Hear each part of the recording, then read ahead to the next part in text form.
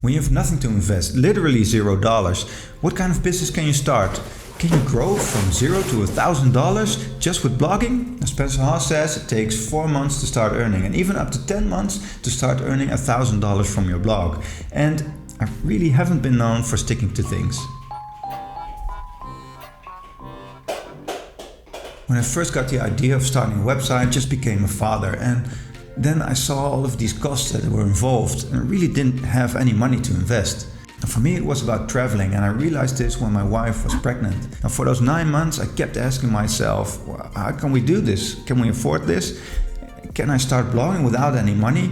But I benched the idea. After 9 months of putting it off, it was around the Christmas holiday, and I remember my wife was upstairs nursing our son Elliot a lot. And I finally had the time to really look into it. There was still one thing to overcome. The budget needed to start, so I decided to look more into it. Well, you need a logo made. You need paid research tools to find out what you should write about. We call these keyword tools, and there are a bunch of them eager to get your money. And you need to buy my course to learn how to do it, or you will fail. Oh, and my favorite, you need to buy expensive links or Google won't reward your content just for being great. Spoiler alert, they will. Do I really need all of those things? Do I really need a logo? Well, I'll just use a cool font and put it on the top of my site. Do I need a course to tell me what to do? Well, I'm just going to write and see what happens. And do I need paid links to my site? Well, there already are some mixed opinions about this, so I'll just don't do them and see what happens. I decided then and there that I would put everything I heard about blogging aside and just start doing it and see where it would take me.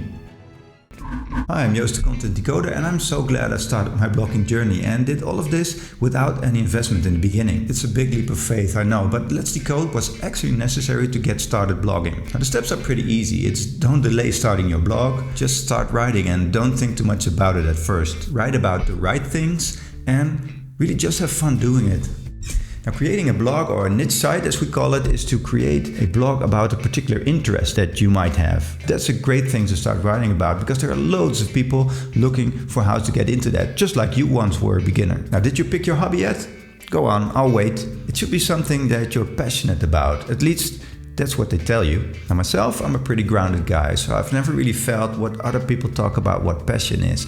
I just have stuff that I'm really interested in, like playing the guitar, or blogging, or coding, or creating cool blogging dashboards with other free tools for others to use. And they sign up for my email list, link in the description. And that's fine too, but remember, you're going to spend a lot of time researching and writing about your topic, so you need to choose wisely.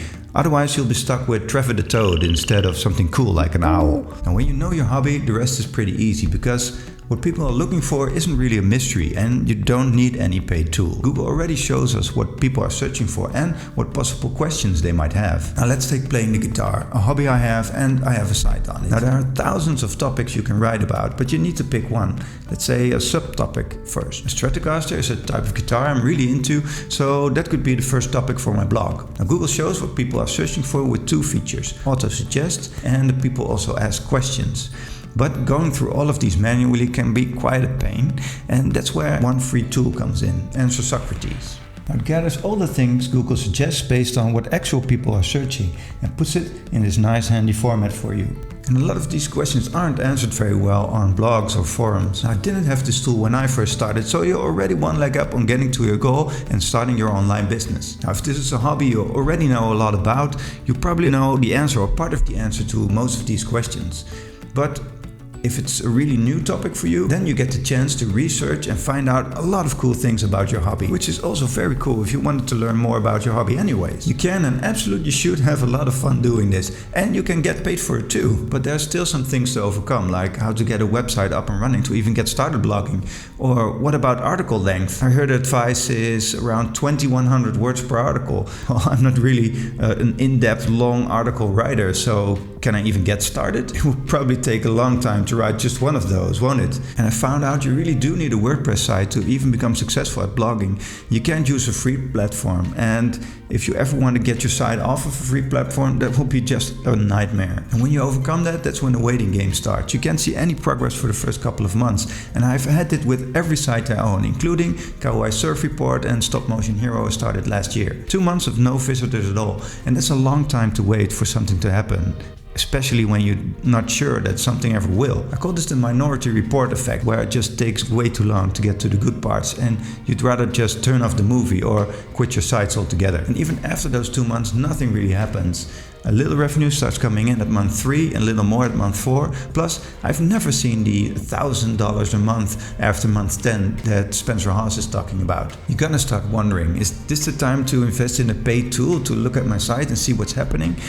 Are there really any secrets in those paid courses that YouTubers just don't talk about for free that I should be aware of? And if I don't know those things, my site can't be successful? There must be something more to this, right? Otherwise your site would be growing way faster than it is. Now, doing something now and waiting for it to pay off later, way later, that's what makes it so hard to push through, and what makes it easier to start an online service business where you work now and get paid now, or maybe even writing for someone else where you just put in the time and get your paycheck. Well, I just wanted to stop writing and look at what those first few articles would do before I put any more time into it and maybe pursue something else. But that's probably the worst thing you could do, because you need a full body of content for this to work. I could have easily stopped, but I didn't. And I learned a lot in the process. Well, it isn't exactly $0 because you need a WordPress site, but you can get one of those up for $3 a month, like on Bluehost. And that's all you really need. Just follow the steps and in a few clicks you're up. I learned I could keep at it during that first Christmas holiday and then the following evenings when my wife was still nursing upstairs. Because I had fun doing it. I had fun researching these topics and finding out all of these cool things about my hobbies. Plus, I finished that topic cluster on Stratocasters too. If you push through after those 2 months, you should be able to bring in enough revenue to cover the hosting at least, and it'll grow exponentially after that. It's what happened when I first started, and it's what happened when I started my sites last year. Cowboy Surf Report already brings in $32 per month, and Stop Motion Hero $131 per month, next to my portfolio of sites, earning me a nice income as a full-time blogger. You can check out my income reports in the link up here if you want any proof, but here I wanted to focus and get into the details of building your site without any investment. And these articles almost never should go over 800 words. Well, don't let people fool you that you need at least 2,000 words to get even remotely close to ranking. Using these underserved topics will get you ranking much faster, and you don't need to write as much. And Google will reward your content just for being great. I've tested this in the last year, and I'd say it's gotten even easier because Google is getting better at recognizing good content over high paid links. Just writing great content on your website will get you readers, and some of these paid tools are cool, of course, and they're nice to play around with, but you don't need them right now, and maybe even never. I'm well over 10k a month and I'm still not using any paid keyword tool. And even though it took 3 years, we did manage to take that 9-month trip before our son had to go to school. I'd say blogging is the best thing you could be starting without any money up front, but it isn't a get-rich-quick scheme. It's what I talk about in this video, where I wrote a couple of articles once and then the money started coming in after that.